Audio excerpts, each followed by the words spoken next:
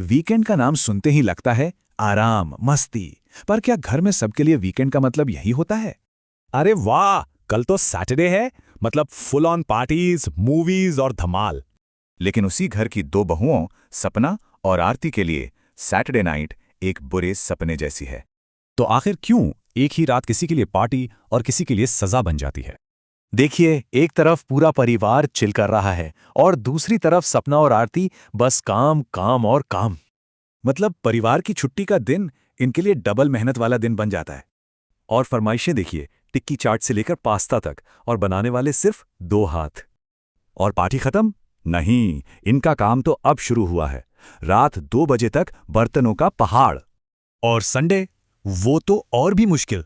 घर की सफाई और हफ्तों के कपड़े सब इन्हीं के जिम्मे।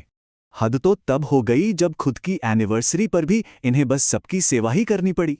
अब बस ये घुटन और खामोशी एक बड़े फैसले में बदलने वाली थी। तभी आती है एक फोन कॉल उनकी माँ की तरफ से, और यहीं से मिलता है एक मौका। तो सपना और आरती चली गईं और पीछे परिवार को हुआ असली रियलिटी चेक।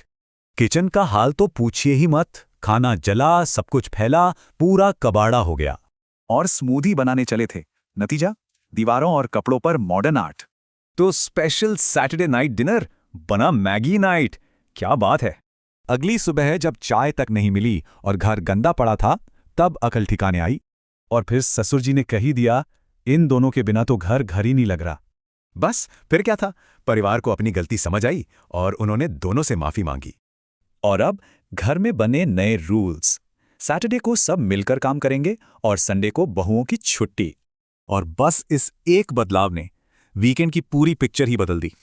अब सैटरडे नाइट पर सपना और आरती भी मजे से मूवी देखती हैं, चेहरे पर सुकून साफ दिखता है। और संडे वो बन गया है फैमिली आउटिंग, शॉपिंग और ढेर सारी मस्ती का दिन। सही कहा है, जब परिवार का साथ हो तो हर दिन ही एक त्योहार है। तो ये कहानी एक सवाल छोड़ जाती है, क्या घर में छुट्टी का मतलब सच में सबके लिए एक ही होता है?